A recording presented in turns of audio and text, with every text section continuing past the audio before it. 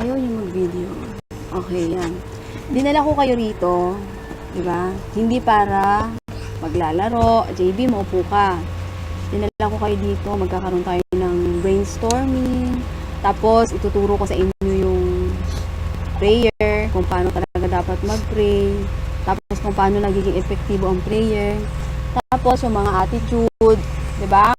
Mga ugali, yung mga ano na dapat baguhin. Kasi, tayo ngayon, pumapasok tayo sa gawain ng spirit ng maka-Diyos, na spiritual na gawain. Hindi to basta-bastang gawain. Lahat ba tayo dito naniniwala na si Jesus ay Diyos? Opo. Naniniwala ako. Sino pa dito yung hindi pa na-baptize? Si Nika. Si Nika at saka si Jasmine, tsaka si Joshua, tsaka to. Kailangan pa yung magkakaroon tayo ng pag-aaral talaga kasi 'di ba?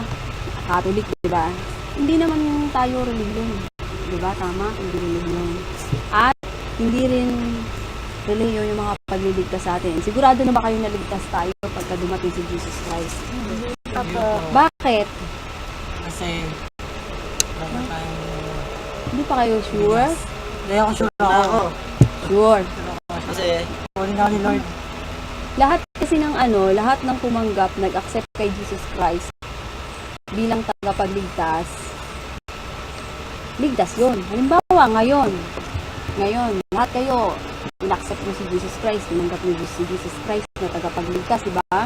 Tapos ngayon, nagpapagamit kayo sa Panginoon. Ayan, si Ate Jasmine, si Ate Nika, talagang, ayan, si Ate Cle, talagang diba? Si Frank pala. si Franklin. Hindi, kasi natutuwa ako sa inyo. Kasi, yung time nyo, gusto nyo bigyan ng time si Lord. Diba? Diba tama? Tama. Si Lord nga ba dahilan? Amen. Si Lord nga ba dahilan? Amen. Amen. So, yun. Kaya dinala ko kayo dito. Anniversary na natin sa 24. Pag-uusapan natin kung ano yung mga dapat natin gawin sa 23. 23 gaganapin yun. Kaya ako kayo pinag-aaral ng tambourine kasi magkakaroon tayo ng praise and worship service. Kung meron kayo mga suggestion, ideas, pwede nyo sabihin sa akin. Dito gagawin natin yan. Dito tuturuan ko rin kayo ng pag-pray. Kung may mga tanong kayo sa prayer, sasagutin ko. Sa tulong ng Holy Spirit. Sino naniniwala naman Holy Spirit? Amen. Paano nyo nasabi? Paano mo nasabi may Holy Spirit? Gina-guide ka ba niya? May pagbabago ba nangyari sa buhay niyo mula nung nakilala niyo si Jesus Christ? Meron. Unahin nga kita, Ate Claire, mula nung nakilala mo si Jesus Christ, anong nagbago sa iyo?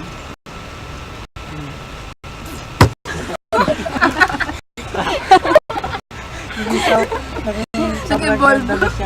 Anyo, ikaw talaga pastor teka muna, habang nag-iisip si Ate Marie Chris, habang hindi pa siya nagsasalita, ang kukunin ko nga pala ng leader sa tambourine, si Ate Nika. Si Ate Nika, magtuturo siya sa mga bata rin, yung natutunan niya, tinuro ni Ate Kari, tuturo mo rin sa mga bata. Si Ate Claire naman, siya yung leader sa siya yung leader sa mga teachers training. Diba? Kasi ito, si Kuya Frank, magpapastor naman ito eh. Ito at least si Kuya Joshua. Ito si Kuya Joshua. Natutuwa rin naman ako sa kanya kasi taga-palaman ng tinapay. Taga-kain ng tinapay. Service crew. Okay? Yun. So, alakpan na natin si Joshua kasi sumama. Yay! Ay, hindi siya makita sa camera. Yay! Yan. So, tawag dito. Hindi na nakita si Ate Car. Huwag na makita to si Bulilit. Okay. Saan pa mga dito? Ganito, nasa na ba ako? Ayan. Leader si Ate Cle. Sana to si Joshua, tuloy-tuloy na sumama to diba? Saan ka dito, Jazz? Ikaw diba, magpapastor ka, ikaw ang maglilid ng isang church. Magkakaroon tayo ng church, sabi mo, yes! I believe. Ayun, ang pangalan ng church natin, Cornerstone Missionary. Ang gulo. Pagdating ng time, ay ayaw mag-serious. Joke lang. Pagdating ng time, magiging pastor ka, diba? Oh, ang pangalan ng church natin, Cornerstone Missionary Church. Ayan. So, kayo ang magsisimula ng mga, kayo magsisimula doon. Kaya kayo tinuturuan. Diba? Okay, Ngayon, magkakaroon, kaya tinuturuan ko kayo ng sa tambourine. Pinapaturuan ko kayo sa tambourine kasi, ano nga, dapat bago mag-umpisa sa mga bata, magkakaroon muna ng pag-awit, pagkanta. Si Claire, maglilid din yan sa praise and worship, di ba? Pero ngayon, ang tinuturuan na muna, di ba, si Ate Car. Si Kuya Frank, pagdating ng panahon, naging pastor yan, hindi lang mga batang, hindi lang mga youth, kundi buong congregation. Yes! Teka. O, yun. Merong school na may theology, mag-aaral ka doon. Sa may solo doon lang. Ano Hindi ka babagsak doon. Basta pag-pray mo lang. Okay. So, yun. Ano-ano ba ang mga suggestion nyo para sa 2023? 23. O, kasi, Meron din. anniversary na Nakasabi natin. lang kanina. Doon sa Nakikinig ka na talaga. sa may likod ng high school gaganapin kasi magpapatay ako ng Ay, kahit kami yung sa dadalhin, tambourine, kahit ano. 4 na tao. Ano yung mga Okay, muna kuya. Ay, batiin nga muna niyo sila sila Kuya Arnel, Thanks for our Kuya Thanks for Ale. watching me. Because I'm Ala kayo. Ocean. Ayun. Sige, sabay-sabay na lang kayo. Thank you po sa inyong lahat. Thank you sa kanila. Ayan. Okay.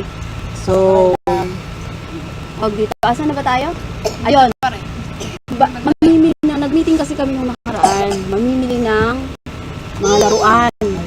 Magpapagames, tapos mamimigay ng laruan sa mga bata.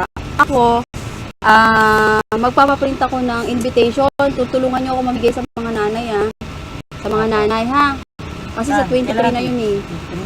Tapos, yung pagkain nila, hindi. Kung baka bukas, simulan nyo na mamigay, ha? Tulungan nyo kasi hindi ko matatapos yun, 100 pesos. Ipapaprint ko mamaya, okay? So, yun. Tawag dito, asan tayo?